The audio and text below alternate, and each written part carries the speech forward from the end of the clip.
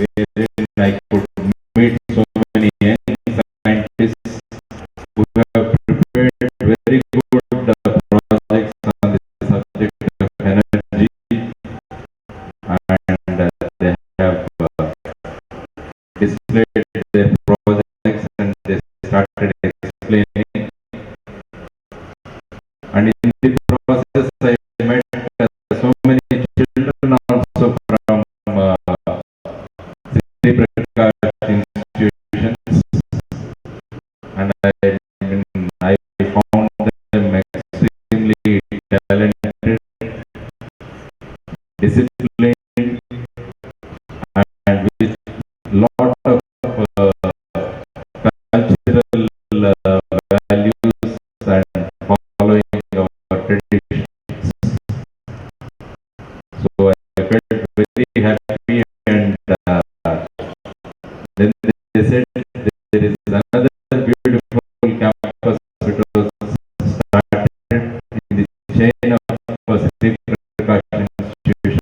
The first one being in Pune. I said definitely I'll come and meet all the students. It's an opportunity because I keep meeting students and children because I get inspired, because you have a lot of new ideas and you have a lot of commitments, and the way you think they are totally different. So that's why I don't miss an opportunity to meet the young children. I mean, in the process, I almost met about 1,60,000 children in the last 2.5 months.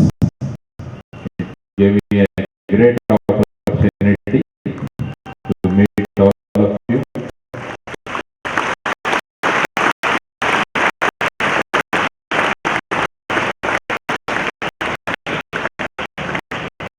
And another important thing is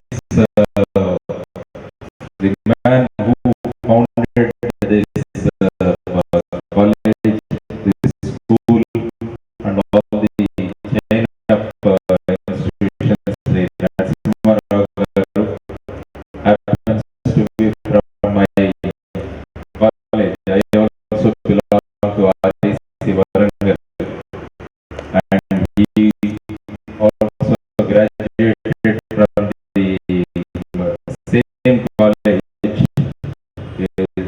from the first batch of engineering, and both of us are from the same faculty, that is mechanical engineering also.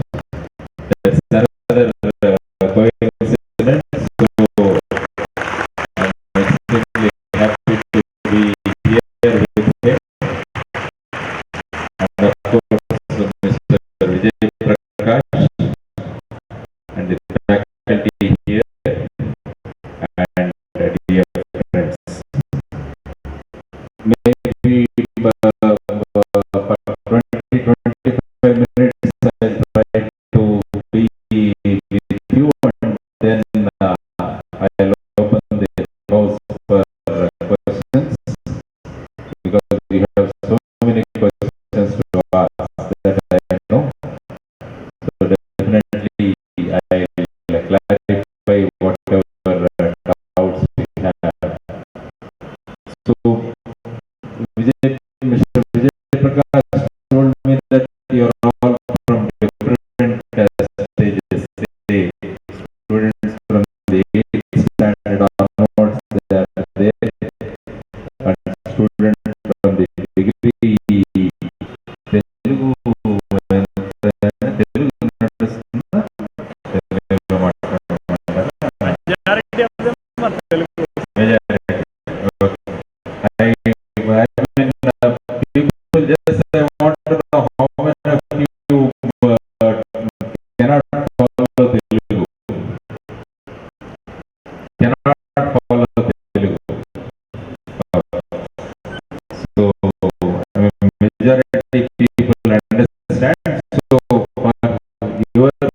think whenever there is something important, I definitely translate it for you because I am more fluent and I like to speak in my mother tongue. That's what I always do.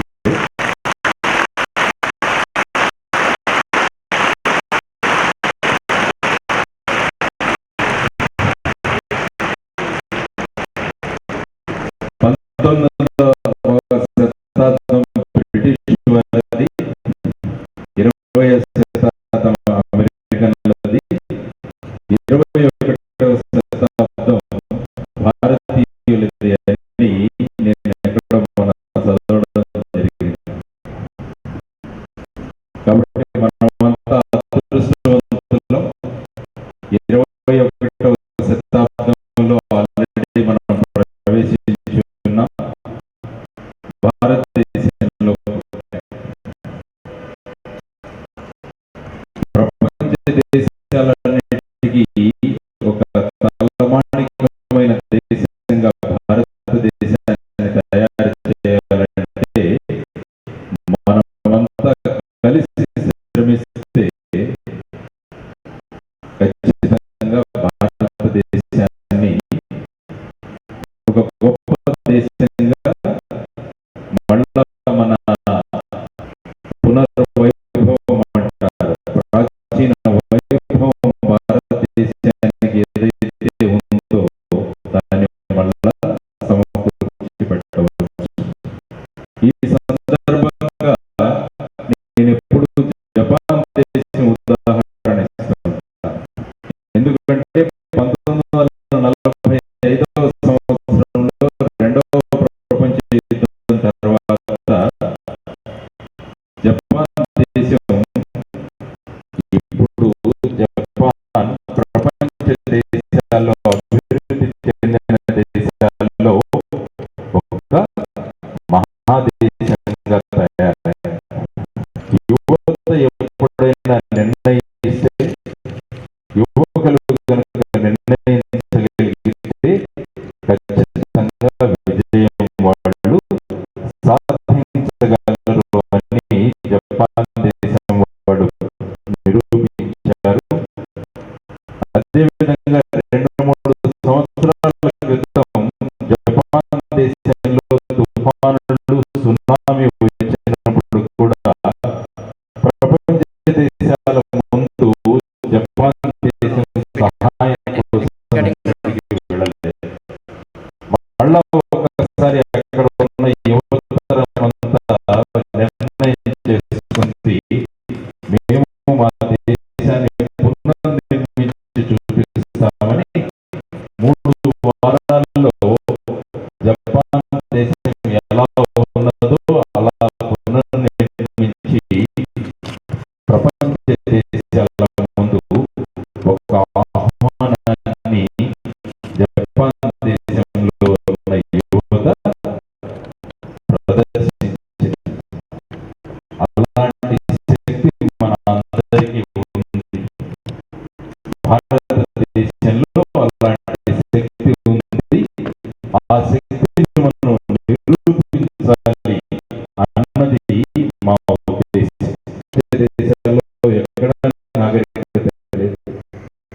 ప్రపంచ దేశాలలో అతి ప్రాచీనమైన విశ్వవిద్యాలయం తక్షశిలలో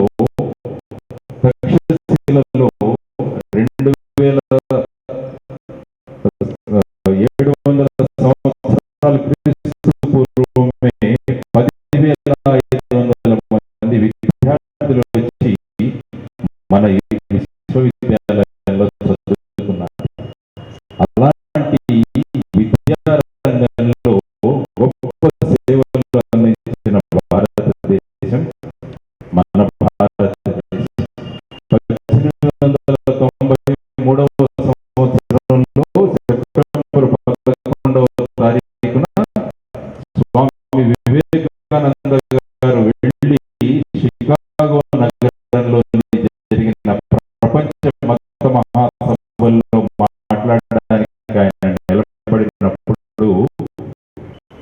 ఉదయం నుంచి ఆయన తన chance కోసం వెయిట్ చేస్తుంటే ఆయనకు మధ్యాహ్నం 4 గంటలకు ఆయనకు మాట్లాడే అవకాశం దొరికింది.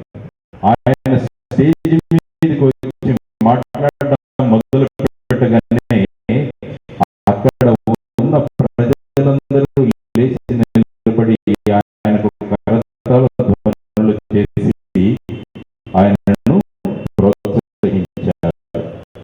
ఈ మహానుభావుడు ఎక్కడి నుంచి వచ్చాడు? ఇంత సంస్కృతి సంస్కారం ఉన్న దేశం ఏంటి అని చర్చించుకోవడం మొదలుపెట్టారు. వివేకానంద గారు ఏమీ చెప్పలేదు. దాంట్లో ఆ మీటింగ్ లో ఆయన లేచి నిలబడి 2 మాటలు మాట్లాడేసరికి అందరూ కరతాళ ధ్వనులు చేశారు. వివేకానంద గారు ఏమన్నారు ఆ మీటింగ్ లో? మొదట లేచినప్పుడు ఎవరైనా చెప్పగలరా? వివేకానంద గారు లేచి my dear sisters and brothers of America అని అక్కడ సంబోధించారు. దీంట్లో ఏముంది అని మనం అంతా అనుకోవచ్చు. ప్రపంచంలో ఉన్న సభలో ఉన్న వ్యక్తులంతా లేచి దీనికి ఎందుకు అంత ఇది రావాలి అన్నది అనుకుంటే వివేకానంద వారు ముందు మాట్లాడిన వ్యక్తులందరూ స్టేజ్ మీదకి ఇలాగే వచ్చి లేడీస్ అండ్ జెంటిల్మెన్ అని మాట్లాడడం మొదలు పెట్టారు. అంటే ప్రపంచంలో ఉన్న వ్యక్తులందరినీ వాళ్ళు స్త్రీలుగాను పురుషులుగాను మాత్రమే గుర్తిస్తారు.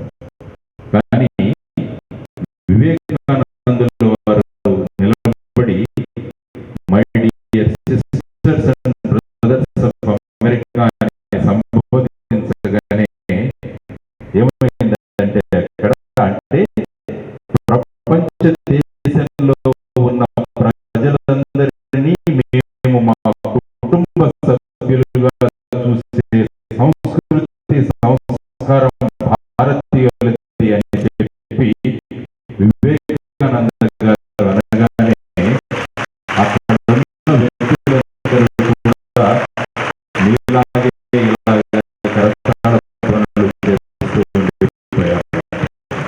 అలాంటి సంస్కారం మన భారతదేశ సంస్కారం.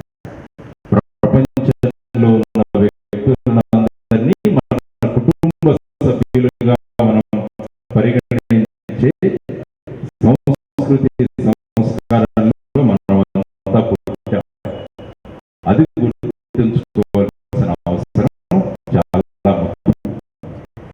ఇంకొక విషయం చెప్తాను. ఓపెన్హైమర్ అన్న వ్యక్తి గురించి ఎవరైనా విన్నారా? Julius Oppenheimer.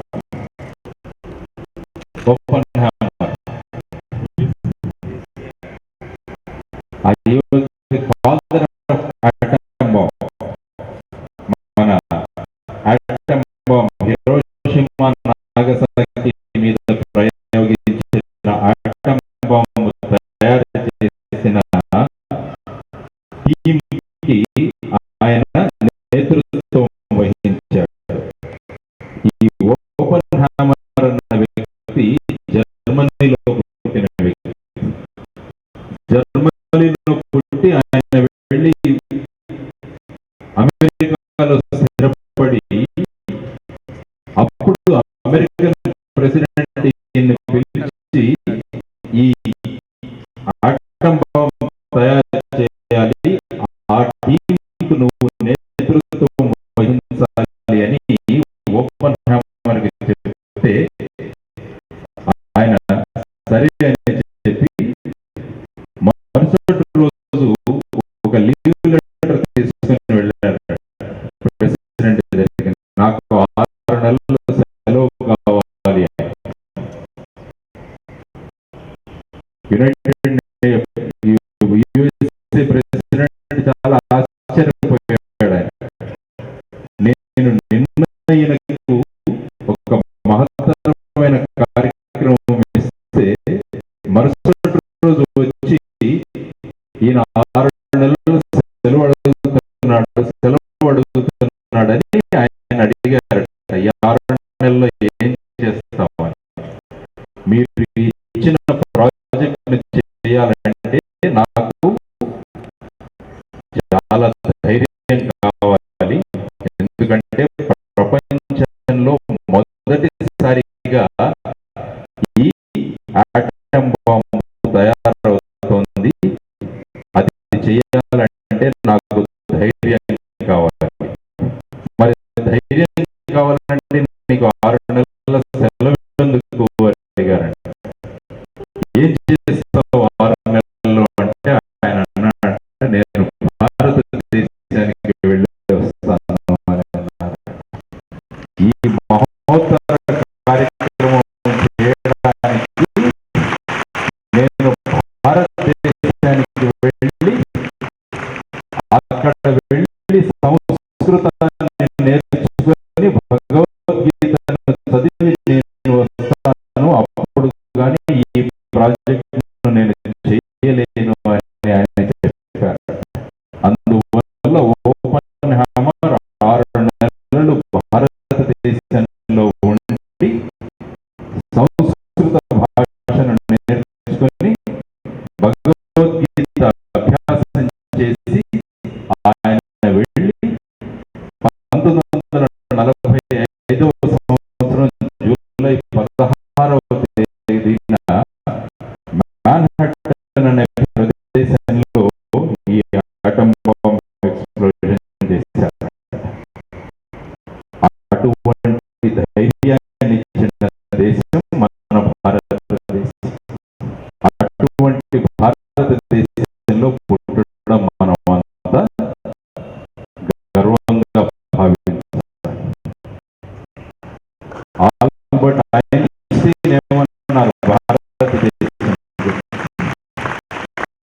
ఐన్స్టీన్ భారతదేశం గురించి ఏమన్నారు?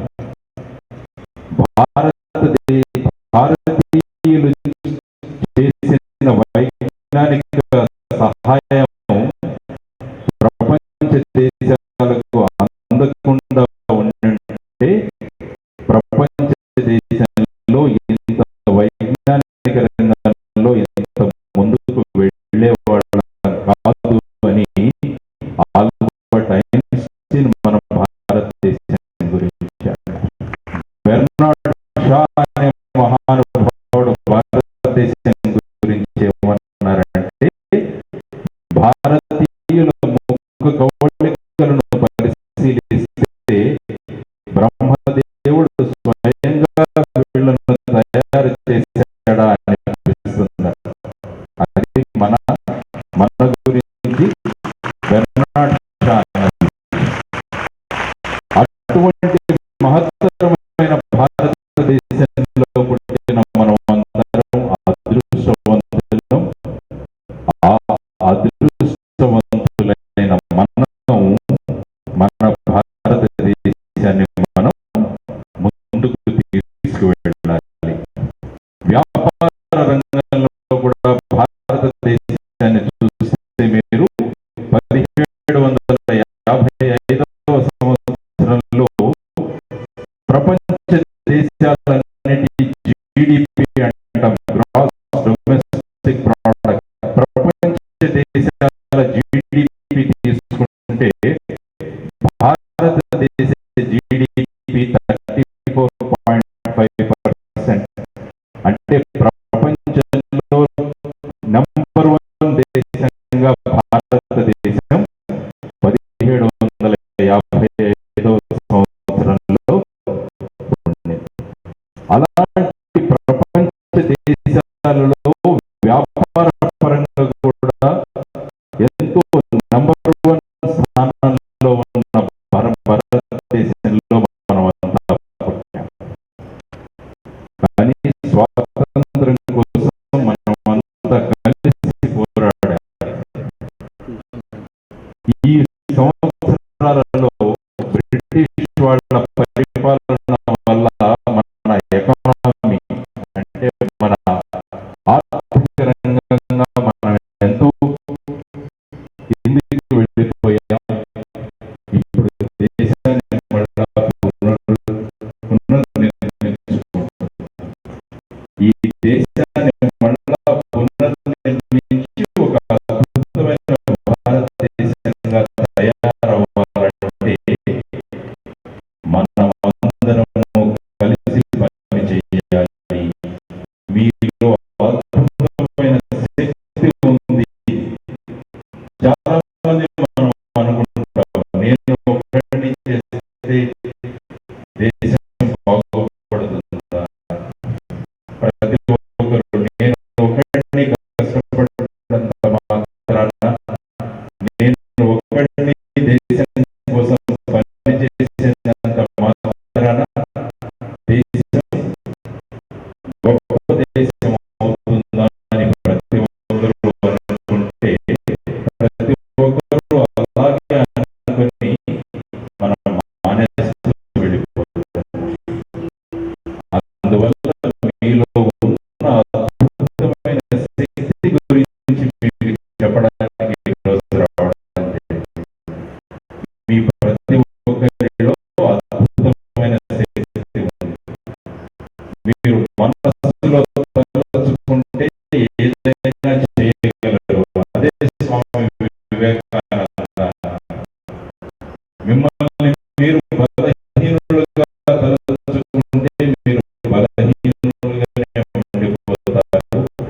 మిమ్మల్ని మీరు బలవంతులు, నేను సింహాన్ని అని అనుకుంటే మీరు బలవంతులుగాను సింహాలుగాను మీరు అంతా తయారవుతారని స్వామి వివేకానంద మనకు చెప్పారు. అలాంటి మహానుభావులు చెప్పిన స్ఫూర్తి వాక్యాలను మనం తీసుకొని మనలో ఉన్న అద్భుతమైన శక్తిని మనం గమనించాలి అని చెప్పడానికి నేను వచ్చాను. దీనికి ఒక చిన్న ఉదాహరణ ఇస్తాను. నేను ఒక చిన్న కథ చెప్తాను. ఆ కథ ఏంటంటే, ది పవర్ ఆఫ్ నౌ అనే ఒక పుస్తకం. The power of now. తెలియదు మీరు ఎంతమంది చదివారు. ఆ పవర్ ఆఫ్ నౌలో మొదటి పేజీలో నేను చదివితే ఒక చిన్న ఉదాహరణ ఇస్తారా? ఒక భిక్షగాడు 30 సంవత్సరాలు ఒక కూడలిలో ఒక జంక్షన్లో కూర్చొని భిక్ష ఎత్తుకుంటూ ఉన్నాడు. ఒక చిన్న బాక్స్ మీద కూర్చొని 30 సంవత్సరాల నుంచి అతను చేస్తున్న పని అది. ఆ దారిలో వెళ్తున్న వాళ్ళను భిక్ష పడుకుంటూ ఉన్నాడు. ఒక రోజు ఒక వ్యక్తి వచ్చి, నువ్వు ఏ బాక్స్ మీద అయితే కూర్చొని ఉన్నావో ఆ బాక్స్ ఒకసారి తెరిచి చూడగలవా? అందులో ఏముందో తెలుసా అంటే, తెలియదు, నేను 30 సంవత్సరాలుగా దాని మీద కూర్చొని నేను భిక్ష ఎత్తుకుంటున్నాను. దాన్ని చూడాల్సిన అవసరం కూడా నాకు లేదు అన్నాడు. కానీ ఆ వ్యక్తి అన్నాడు, నువ్వు నా కోసం కనీసం ఒక్కసారి ఆ బాక్స్ ఓపెన్ చేసి చూడు, తెరిచి చూడు, ఆ తర్వాత నీకు భిక్ష వేస్తాను అన్నాడు. అంటే ఆ వ్యక్తి ఆ బాక్స్ తీస్తే అందులో వజ్ర వైఢూర్యాలు, బంగారం, ఆ బాక్స్ అంతా నిండుగా ఉంది. అంటే ఆ మనిషి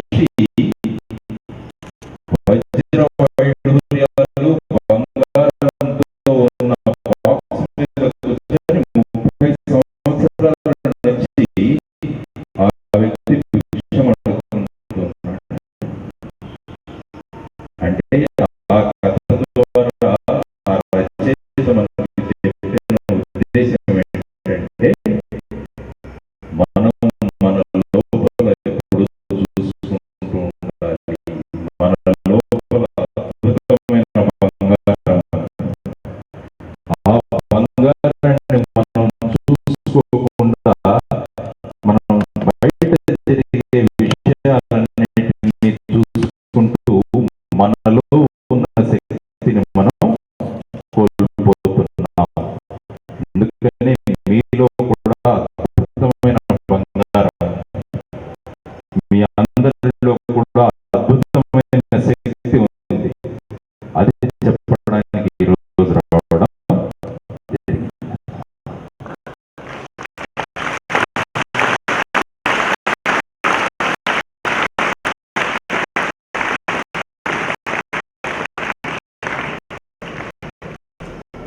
ఇలాంటి అవకాశాలు, ఇలాంటి అద్భుతమైన దేశంలో పుట్టిన మనమందరం, చాలా మంది విద్యార్థులు నేను అడుగుతాను, సార్ మా దగ్గర టైం లేదంట, సమయం లేదు అంట. 24 గంటల సమయాన్ని మనం ఎలా వినియోగించుకుంటున్నామో ఒక్కసారి మనం పరిశీలించడం.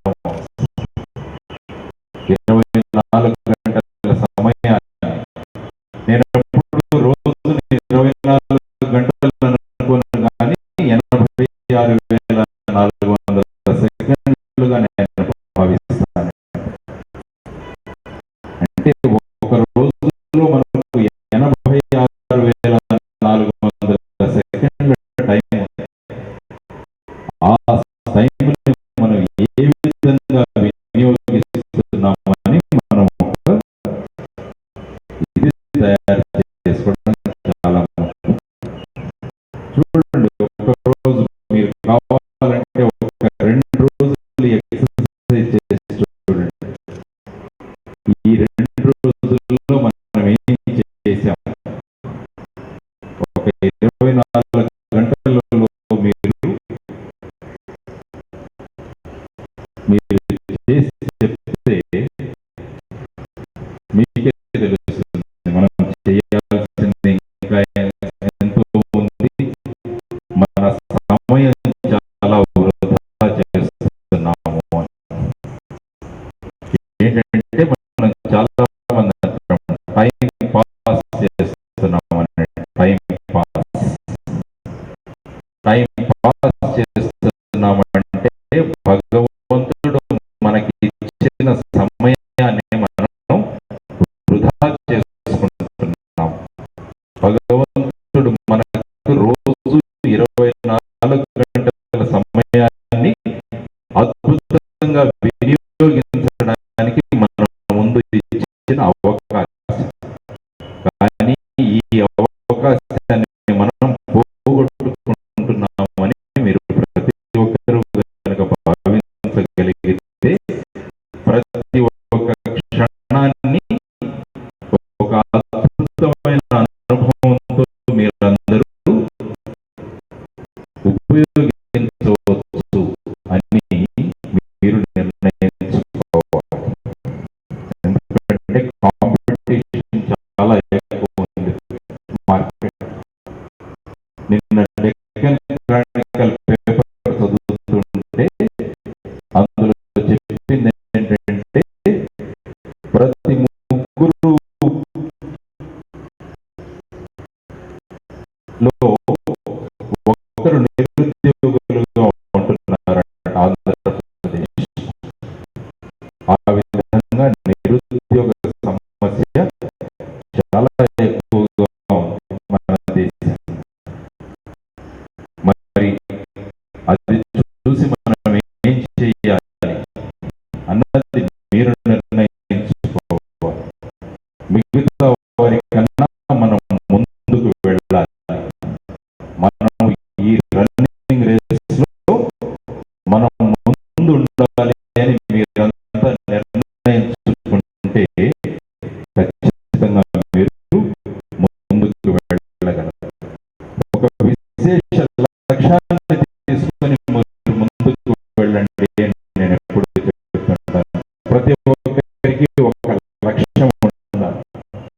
ప్రతి ఒక్కరికి ప్రతి ప్రయాణానికి ఒక గమ్యం ఉండాలి. నేను ఎక్కడికి వెళ్ళాలి అన్నది నాకు తెలుసు. అప్పుడే నేను ట్రైన్లో కూర్చోగలను, ప్లేన్లో కూర్చోగలను. అలా లేకుండా గమ్యం లేని ప్రయాణం, ఒక లక్ష్యం లేని జీవితం వ్యర్థం అని నేను చెప్తున్నాను. కాబట్టి మీ అందరూ నిర్ణయించుకోండి, మీరు జీవితంలో ఏం సాధించుకోవాలనుకుంటున్నారు, మీ సాధన ఏంటి, మీరు దేని గురించి ప్రయత్నం చేద్దామనుకుంటున్నారు అన్నది మీరు చూసుకోవాలి. కానీ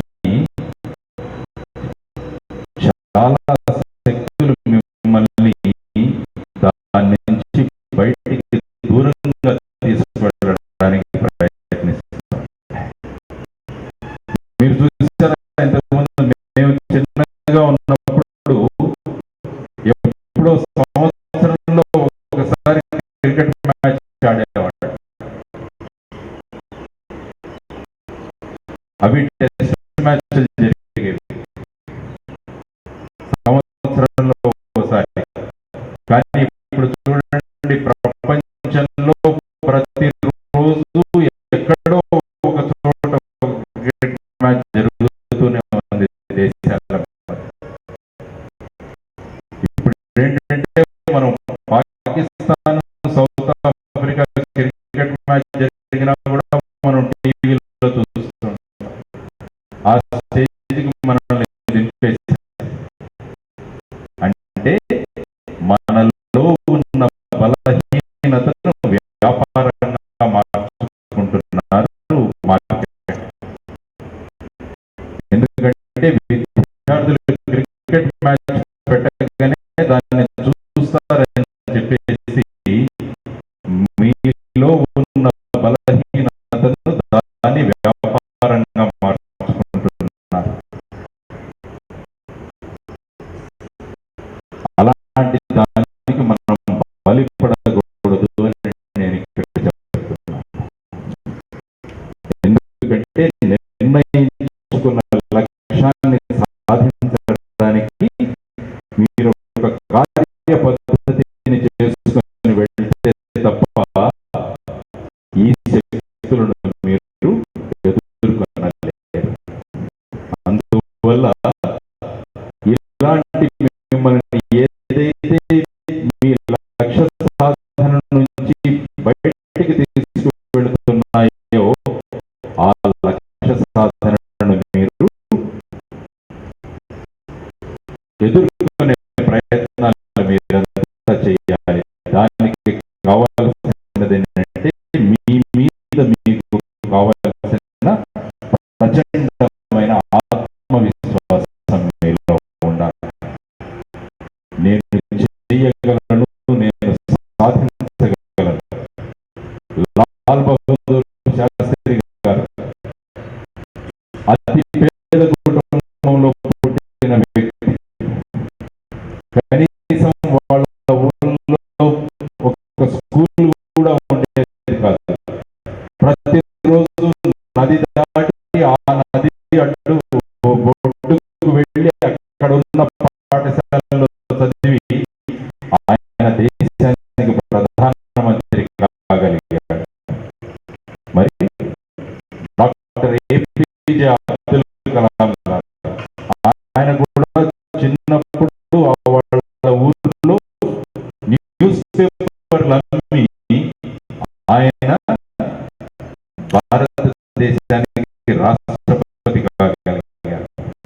డాక్టర్ బాబాసాహెబ్ అంబేద్కర్ గారు, ఆయన కూడా అతి పేద కుటుంబంలో పుట్టి మన రాజ్యాంగానికి కర్త అయ్యారు.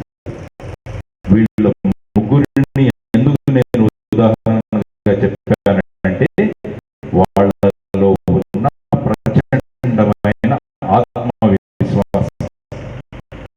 మేము ఏ పరిస్థితులలో ఉన్నా కూడా మా మీద మాకు విశ్వాసం ఉంది, మేము ఏదో సాధించి చూపిస్తామని వాళ్ళలో ఉన్న కోరిక వల్ల, వాళ్ళకున్న లక్ష్యం వల్ల వాళ్ళు మహానుభావులు కాగలిగారు. మనం ఎందుకు కాకూడదని మనం అంతా ఆలోచించాలి. వాళ్ళే అయినప్పుడు మనం ఎందుకు కాకూడదు అని మనం ఆలోచించి ఆ లక్ష్య సాధన దిశగా మనం వెళ్ళగలిగితే అద్భుతమైన విజయాలు. మీరు కూడా ఒక్కొక్కరు ఒక్కొక్క లాల్ బహదూర్ శాస్త్రిగా, ఒక్కొక్క డాక్టర్ బాబాసాహెబ్ అంబేద్కర్ లాగా, ఒక్కొక్క డాక్టర్ ఏపీజే అబ్దుల్ కలాంగా మీరంతా కూడా ఎంతో ఉన్నత స్థాయిలకు ఎదుగుతారు, ఎదగవచ్చు. ఎందుకంటే ఇటువంటి మంచి కాలేజీలో మీరు చదువుతున్నారు కాబట్టి ఆ స్థితికి చేరుకోవడానికి మీకు ఇంకా మిగతా వారి కన్నా ఇంకా సులభంగా ఉంది. ఆ విధంగా మన లక్ష్య సాధనలో ఎన్నో శక్తులు మనను విడదీస్తుంటాయి. ఈ మధ్య కొత్తగా వచ్చిన మరొక ఫేస్బుక్.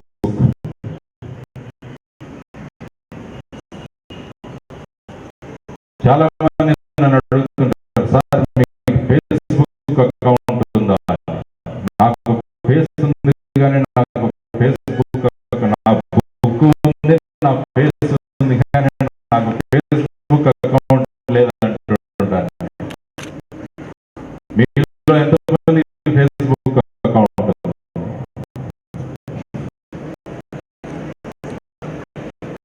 ఎంతమందికి లేదు అని అడిగితే ప్రశ్న అది బాగుంటుందని. How many of you don't have a Facebook account? Don't have. Very good, very good. I am very happy to see this. మీరంతా నిజమే చెప్తున్నారు అనుకుంటాను. ఎంతో అద్భుతంగా ఉంది. ఎందుకంటే నేను మొన్న ఒక స్కూల్కి వెళ్ళినప్పుడు చిన్న చిన్న 10వ క్లాస్ పిల్లలు వాళ్ళు చెప్తున్నారు, వాళ్ళందరికీ ఫేస్బుక్ అకౌంట్స్ ఉన్నాయంటే అడిగాను, ఎంతమంది మిత్రులు ఉన్నారు మీకు ఫేస్బుక్ లో అంటే 500, 1000 అలాంటి ఫేస్బుక్ మిత్రులు కూడా ఉన్నారు. ఆ పిల్లవాళ్ళని నేను అడిగాను, మీరు రోజు ఎంత సమయం మీరు వెచ్చిస్తారు ఫేస్బుక్ అంటే వాళ్ళు 2 గంటలు. ఏం మాట్లాడుకుంటారు మీరు ఫేస్బుక్ లో అని అడిగాను. ఎలా ఉన్నావు ఏంటి, మరి దానికి సమయం ఎందుకు వెచ్చించాలి? దాని బదులు మంచి పుస్తకం చదువుకోవచ్చు కదా. అంటే అది అందరూ ఫేస్బుక్ లో ఉన్నారు కాబట్టి నేను కూడా ఉండాలి అన్నది ఒక ఫ్యాషన్. అందరూ ఏం చేస్తున్నారు అంటే ఒక ప్రవాహంలో కొట్టుకొని వెళ్ళిపోవడం చాలా తేలిక. ఆ ప్రవాహంలో మునిగితే చాలు మీరు కొట్టుకొని వెళ్ళిపోతారు. కానీ ప్రవాహానికి ఎదురీతగలిగే శక్తి మనలో ఉండాలి. ఆ ప్రవాహం ఎలాగ వెళ్ళినా పర్వాలేదు, నేను నా శక్తితో నేను ఎదురీదగలను అన్న కనుక మీలో కాన్ఫిడెన్స్ ఉంటే, మీలో ఆత్మవిశ్వాసం కనుక ఉండగలిగితే ఖచ్చితంగా మీరు కూడా ఒక ఉన్నత స్థానాలకు మీరు తీసుకువెళ్ళారు. అందుకని ఆ విద్యార్థులకు నేను చెప్పాను, రేపు ఒక మెసేజ్ మీ ఫ్రెండ్స్ అందరికీ పెట్టండి, నేను ఆర్థికమైన ఇబ్బందులలో ఉన్నాను, నేను కాలేజీలో ఫీజు కట్టడానికి నా దగ్గర డబ్బులు లేదు, కాబట్టి మిత్రులారా నాకు ప్రతి ఒక్కరూ 500 రూపాయలు ఈ బ్యాంక్ అకౌంట్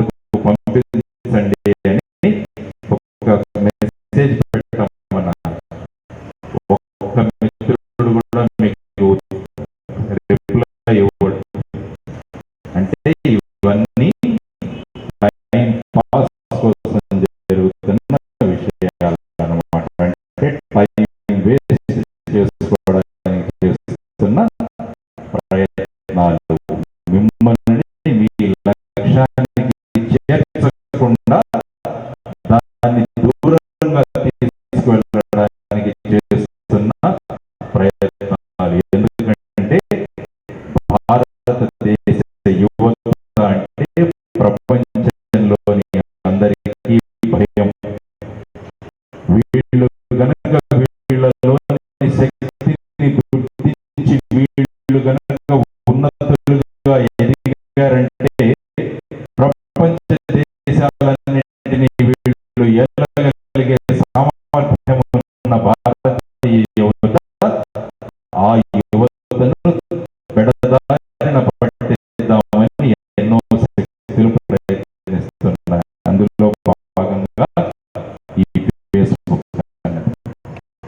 అందుకనే నేను అక్కడ ఉన్న విద్యార్థులకి ఏం చెప్పానంటే, మన ఫేస్ను ఒక పుస్తకంలాగా చదివే నలుగురు మిత్రులను సంపాదించుకోండి చాలు అని చెప్పాను. మీకు ఫేస్బుక్ లో 1000 మంది ఉన్నారా, 500 మంది ఉన్నారా, మీ ఫేస్ను ఒక బుక్గా చదవగలిగే నలుగురు మంచి మిత్రులను మీరు సంపాదించుకుంటే చాలు, మీ జన్మ ధన్యమని.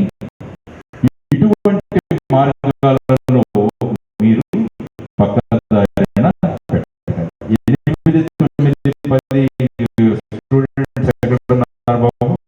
8th, 9th, 10th class students మీరు ఎక్కడ ఉన్నారా? అందుకని 8th మినిమం. ఈ విధంగా మనల్ని పెడదారిన పట్టించే అనేక పోకడలు మనం చూస్తున్నాం. ఆ చిన్న పిల్లలు చూస్తే కంప్యూటర్ గేమ్స్ అంటారు, వీడియో గేమ్స్ అంటారు, ఇలాంటివన్నీ చాలా జరుగుతుంటాయి. కానీ ఇక్కడ వెరీ ఫార్చునేట్, ఒక బాస్కెట్బాల్ కోర్టులో మనం ఇక్కడ కూర్చొని మాట్లాడుకుంటాం. ఎందుకంటే మైదానాల్లో వాడే విద్యార్థుల సంఖ్య తగ్గిపోతుంది. కానీ ఇక్కడ కానీ మన నేను ఇన్స్టిట్యూట్ లో కానీ చూస్తే మీరు అద్భుతంగా గేమ్స్ ఆడతారు. మొన్న జరిగిన ఛాంపియన్షిప్ లో కూడా 4 గోల్డ్ మెడల్స్ ఇవన్నీ కూడా మీరు తీసుకొచ్చారని చెప్పేసి, అథ్లెటిక్స్ లో ఈవెన్ ఛాంపియన్షిప్ కూడా గెలిచి తీసుకొచ్చారని చెప్తే ఐఎమ్ వెరీ వెరీ హ్యాపీ. రోజు విద్యార్థి అన్నవాడు ప్రతి ఒక్కడు మినిమం 45 to 1 hour, 45 నిమిషాల నుంచి 1 గంట మైదానాల్లో గడపాలి. ఎందుకంటే మైదానాలు మీకు ఎన్నో విషయాలను నేర్పిస్తాయి. జీవితంలో ఎన్నో పాఠాలు ఈ మైదానం నుంచి మీరు నేర్చుకుంటారు. గెలుపోటములు అంటే ఏంటి? ఒక మనిషి గెలుస్తుంటే అది కూడా ఆనందంగా చూసే ఆ క్వాలిటీస్, ఆ లక్షణాలను మీలో ఈ మైదానాలు పెంపొందిస్తాయి. అందువల్ల మన నిర్ణీత మార్గాలలో ఈ విధమైన ఆటలు ఇలాంటివి కూడా మీరు ఆడటం మొదలు పెట్టారంటే మీరు అద్భుతమైన వ్యక్తులుగా తయారవుతారు. ఇంకొక ముఖ్యమైన విషయం ఏంటంటే, మీకు కావాల్సింది కమ్యూనికేషన్ స్కిల్స్. మాట్లాడడం చాలా ముఖ్యం. స్టేజ్ మీదకి వచ్చి మాట్లాడగలిగే శక్తి మీకు ఉండాలి. ఆ శక్తి మీకు కావాలంటే ఒక లక్ష్య సాధనతో మళ్ళా వెళ్ళాలి. ఎందుకంటే మీరు ఉద్యోగాలకు వెళ్ళినా ఏ పని చేసినా కూడా మీరు ఎదుటి వాడితో మాట్లాడాలి.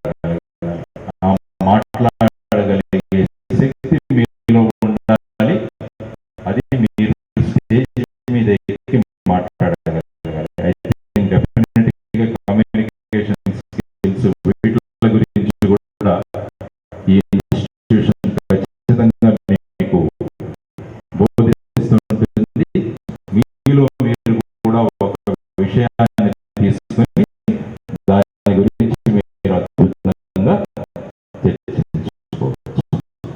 అందువల్ల మీకు కావాల్సింది మీ మీద ఉన్న అద్భుతమైన ఆత్మవిశ్వాసం, సెల్ఫ్ కాన్ఫిడెన్స్, ఒక లక్ష్యం.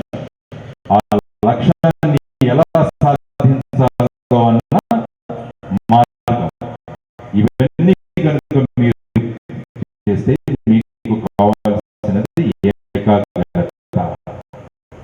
ఏకాగ్రత కూడా చాలా ముఖ్యం. మీకు concentration, power of concentration. Concentration లేకుండా మీరు ఏ పని చేయలేరు.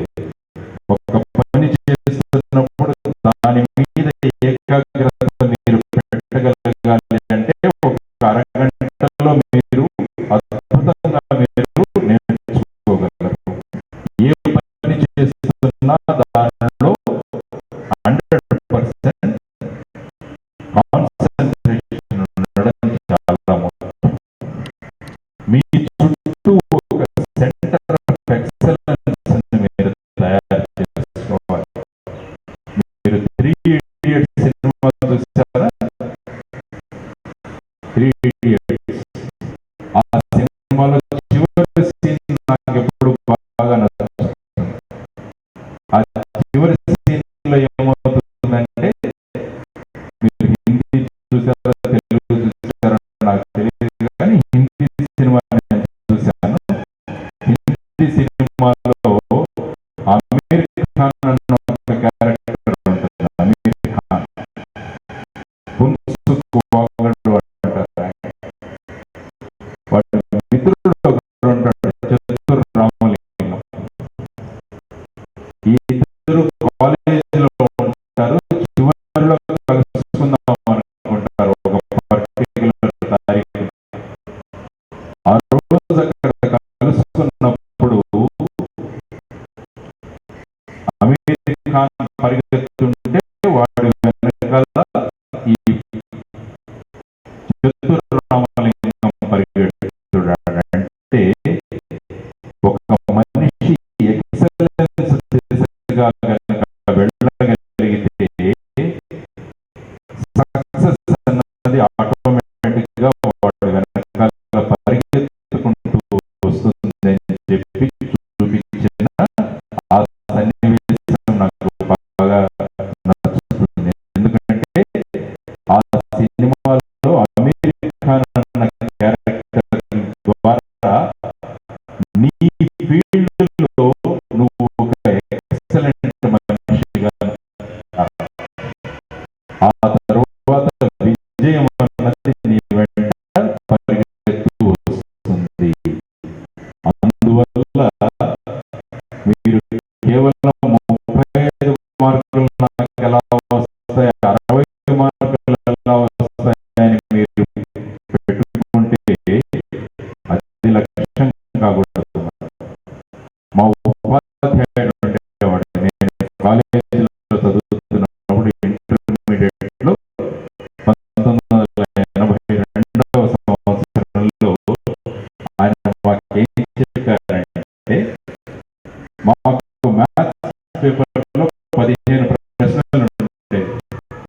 15 ప్రశ్నల నుండి వాటిలో 10 ప్రశ్నలు మనం కనుక సమాధానాలు రాస్తే మనకు 100 మార్కులు వస్తాయి. ఏమన్నారంటే, మాకు ఎలా నేర్పించారంటే, మీరు 15 ప్రశ్నలకు ఉత్తర ఆన్సర్స్ రాసేసేయండి, సమాధానం. మేము మా క్వశ్చన్ పేపర్ మీద ఆన్సర్ షీట్ మీద రాసాం. Correct any 10 questions. మేము 15 ప్రశ్నలకు ఆన్సర్ రాసి పైన ఎగ్జామినేటర్ రాసేవాళ్ళం. Correct any 10 questions.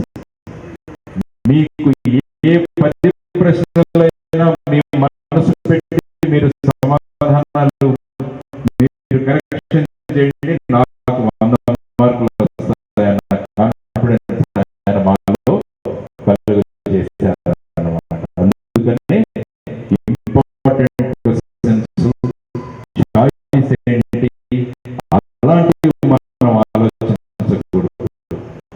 100 మార్కులు కావాలంటే 150కి మీరు ప్రశ్నలకు సమాధానాలు ఇచ్చే స్థాయిలో మీరంతా ఉంటే ఖచ్చితంగా మీరు అద్భుతమైన విజయాలను సాధించగలరు. అంటే నేను ఇవన్నీ ఎందుకు చెప్తున్నానంటే మార్కెట్లో ఉన్న కాంపిటీషన్ మీరు మిగతా వాళ్ళ కన్నా ముందుకు వెళ్ళాలన్న భావన, 24 గంటల సమయాన్ని మీరు ఎలా వినియోగించుకుంటున్నారు, ఈ విధమైన భావనలు కనుక మీలో ఉంటే మన సంస్కృతి సంస్కారాలతో జోడించి మీరు ఈ విధమైన అభ్యాసాన్ని చేసుకోగలిగితే మీరు గొప్ప వ్యక్తులుగా తయారవుతారు. భారతదేశ సంస్కృతి గురించి మళ్ళా ఒక్క మాట చెప్తాను. మన దేశ సంస్కృతి ఏంటంటే మాతృదేవో భవ, పితృదేవో భవ, ఆచార్య దేవో భవ, అతిథి దేవో. ఇది భారతదేశ సంస్కృతి. మహిళలను దేవతలుగా చూడడం భారతీయ సంస్కృతి. మహిళలను దేవతలుగా చూడడం భారతీయ సంస్కృతి. ఇది మన సంస్కృతి సంస్కారం. అలాంటి సంస్కృతి సంస్కారాల్లో పుట్టిన మనం ఇప్పుడు మన పేపర్లు కానీ చూస్తే, మన న్యూస్ పేపర్లు చూస్తే దేశంలో జరుగుతున్న ఎన్నో విచిత్రమైన వింత పోకడలు, మహిళలను ఏ విధంగా చూస్తున్నాం మనం అన్నది కూడా ఒక చర్చనీయాంశమైపోయింది. ఎలాంటి సంస్కృతిలో ఉన్నామో మనం భారతదేశం, ఈ విధంగా ఎందుకు వెళ్ళిపోతున్నామంటే నేను చెప్పినది భారతదేశ యువతను పెడమార్గంలో పట్టించాలని ఎన్నో శక్తులు మన మీద ప్రయత్నాలు చేస్తున్నాయి. ఆ ప్రయత్నాలకు మీరు లొంగకూడదు.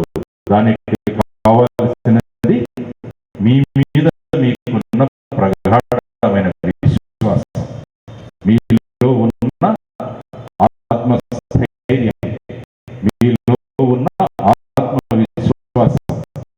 ఈ విధమైన లక్షణాలను కనుక మీరంతా పెంచుకోగలిగితే మీరు అద్భుతమైన వ్యక్తులుగా మీరు తయారవుతారు.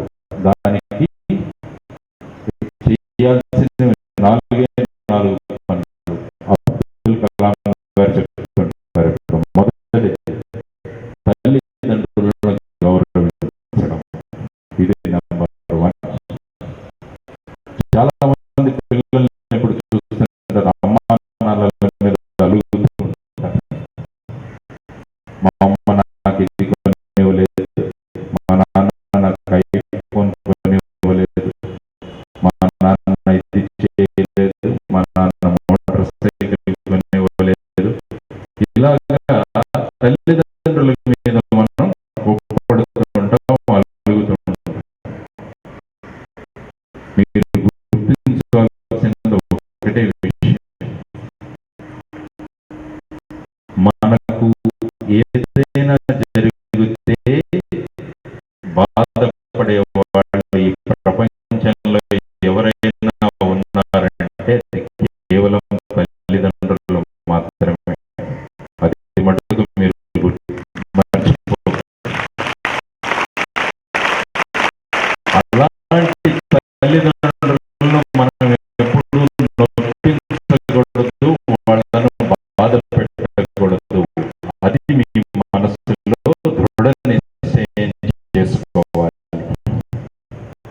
అమ్మా నాన్నలు ఏదైనా వద్దు అని చెప్తే దాని వెనకాల ఏదో కారణం ఉంటుంది అని మీరు ఆలోచించండి. రెండవది, గురువులను గౌరవించడం.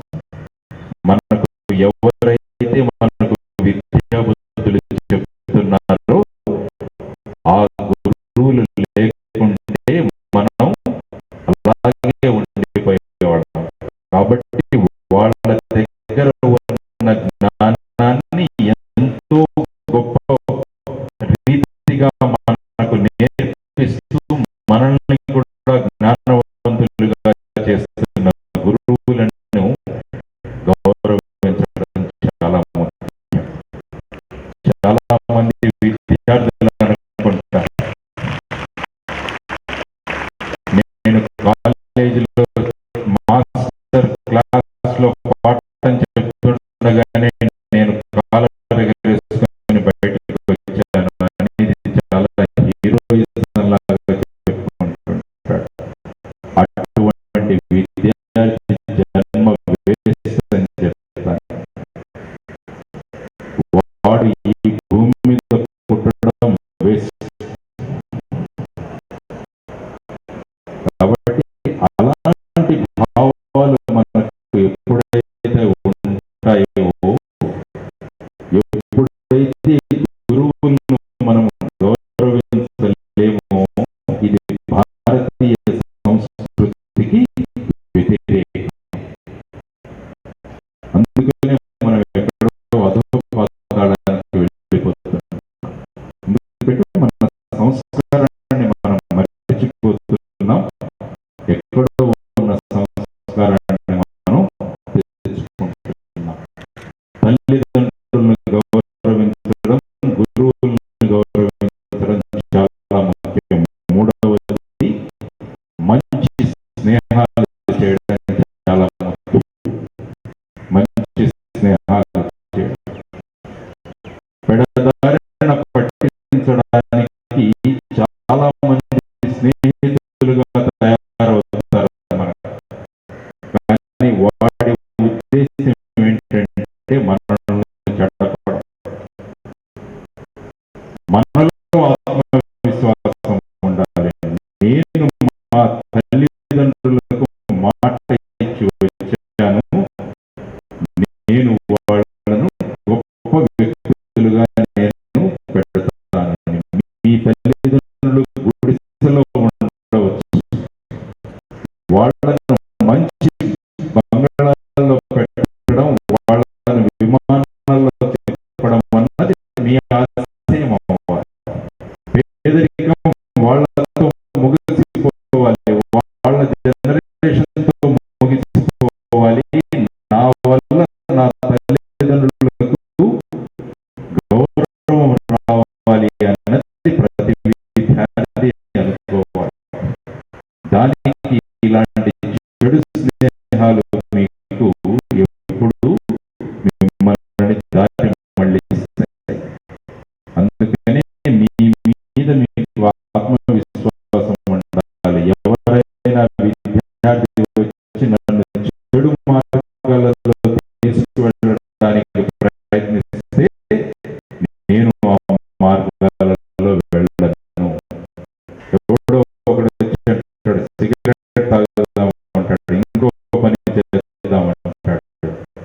అది చెప్పే క్షమత మీలో ఉండాలి. మీలాంటి మిత్రుడు నాకు అనవసరం. నేను మా తల్లిదండ్రులను ఉద్ధరించడానికి, వాళ్ళ పేరును ఉజ్వలంగా చేయడానికి నేను ఈ కాలేజీకి వచ్చి చదువుకుంటున్నాను.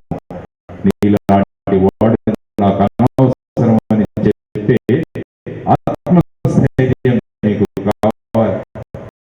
అప్పుడే మీరు వ్యక్తులుగా సమాజంలో ఎదగగలరు.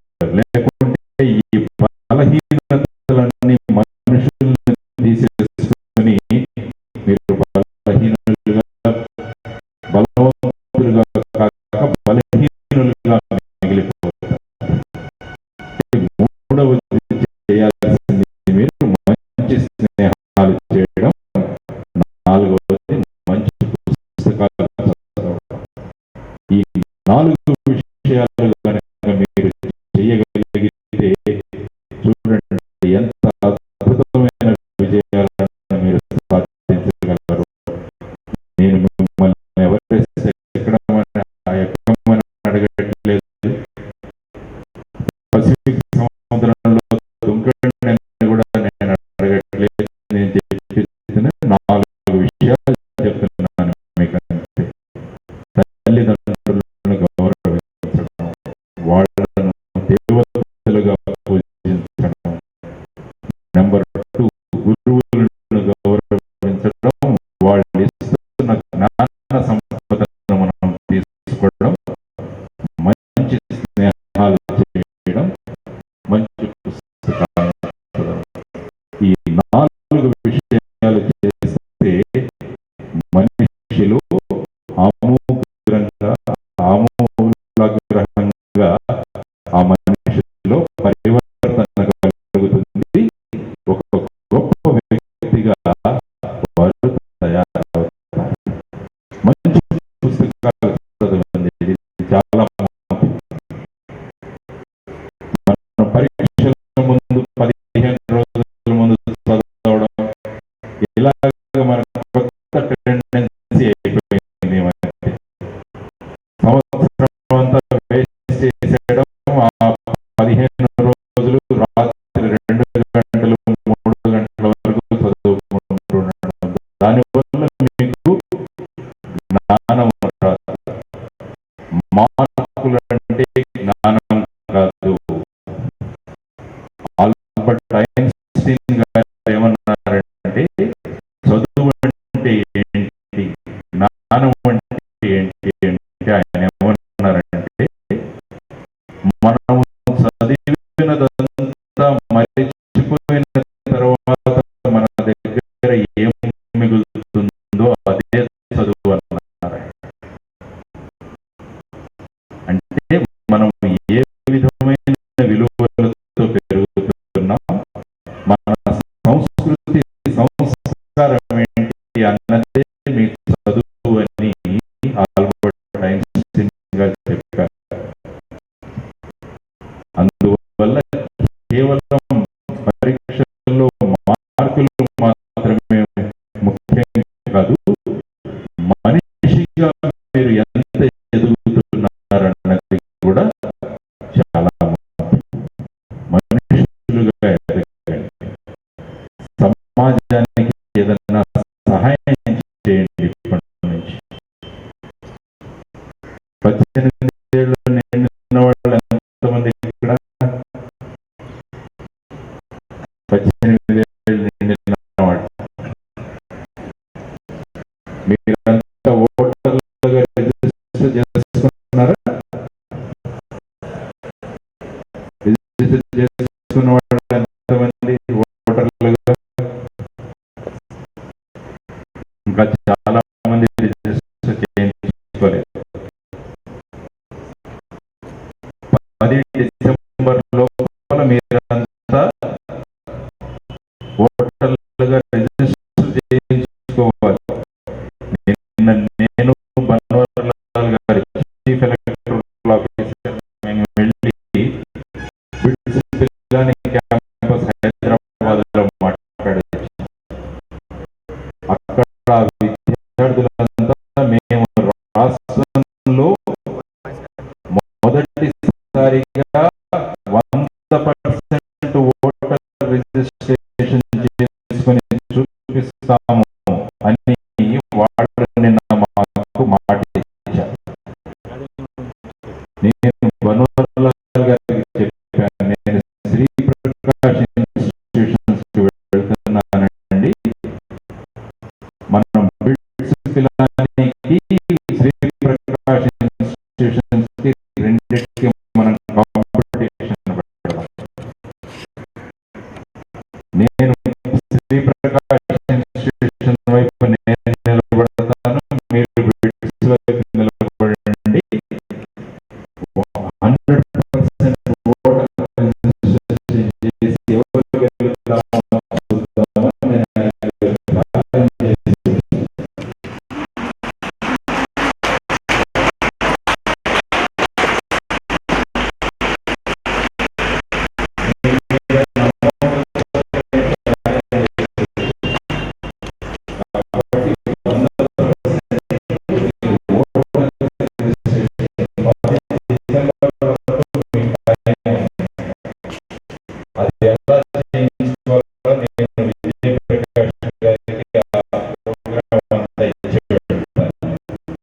మీరు కూర్చొని ఇక్కడే కంప్యూటర్ సెంటర్ నుంచి మీరంతా రిజిస్ట్రేషన్ చేసుకోవచ్చు. ఎందుకంటే మనం ఎప్పుడైతే ప్రజాస్వామ్యంలో ఉంటామో మనం మిగతా కారణాన్ని చేసుకుంటాము. అక్కడ చూస్తే పాస్పోర్ట్ లైసెన్సులు అందరి దగ్గర ఉంది. ఎందుకంటే వాళ్ళకి కావాలి కాబట్టి ప్రతి ఒక్కరు విదేశాలకు వెళ్ళాలనుకుంటున్నారు. ప్రతి ఒక్కరు కారణం నడపాలనుకుంటున్నారు. కానీ ప్రజాస్వామ్యంలో భాగస్వామ్యం తీసుకోవడానికి మటుకు మనం తయారుగా లేము. అందుకని మన దేశాన్ని అద్భుతమైన దేశంగా తయారవ్వాలంటే మీరు అందరూ కూడా ప్రజాస్వామ్య ప్రక్రియలో భాగస్వామ్యం కావాలి. దానికి మీరంతా ఓటర్ రిజిస్ట్రేషన్ చేసుకోవడం చాలా ముఖ్యం. ఎందుకంటే గవర్నమెంట్ ఆలోచించి 18 ఏళ్ళు నిండిన వ్యక్తి తన ఓటు వేయగలడు. తన దృష్టిని ఉపయోగించి ఖచ్చితంగా పనిచేయగలడు అనే మీ మీద నమ్మకం పెట్టుకొని ఇచ్చింది. కాబట్టి ఇలాంటి ప్రజాస్వామ్య ప్రక్రియలో కూడా మీరందరూ భాగస్వామ్యం అవ్వాలి. అలా అయినప్పుడు దేశం గొప్ప దేశంగా మనం ఉన్న బాధ్యతలన్నీ మనం చేయడం చాలా అవసరం. నేను మాట్లాడుతున్నది బాధ్యతల గురించి. సమాజం కోసం ఎవరైనా పనులు చేసిన వాళ్ళు ఎవరైనా ఉంటారు. ఇద్దరు ముగ్గురు నాకు చెప్పండి ఏం చేశారు. సమాజం కోసం ఏదైనా సోషల్ యాక్టివిటీ కానీ ఎవరి కోసమైనా సహాయం చేయడం కానీ ఇలాంటి పనులు ఎవరైనా చేస్తుంటే దేశంలో పడితే very happy. I got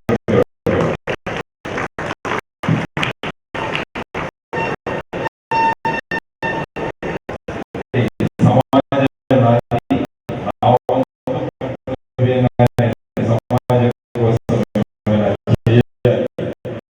అలా చేసే వ్యక్తి ఎవరైనా ఉంటే నేను మీ పేరు చెప్పి చెప్పండి.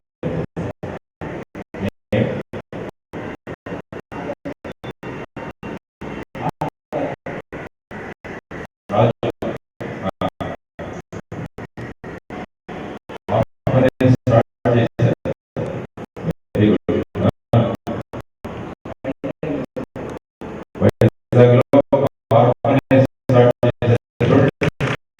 వైజాగ్లో పని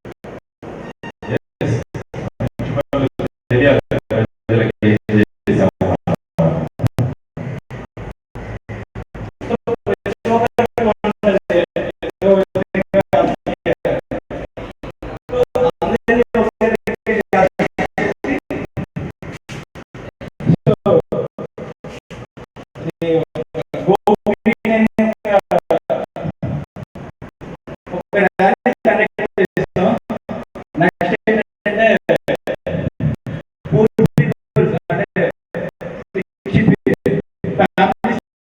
చేశారు.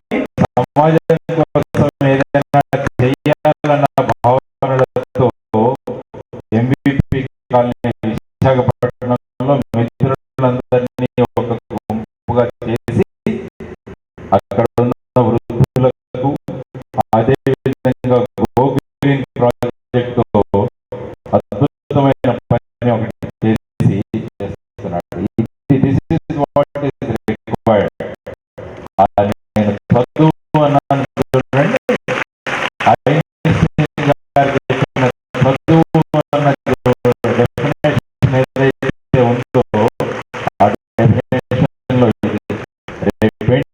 రాజు పెద్దవాడు అయిన తర్వాత ఇక్కడ నేర్చుకున్న physics, maths, chemistry, economics, commerce అన్ని మర్చిపోతాం మనం. కానీ మిగిలిపోయేవి మనకు సమాజానికి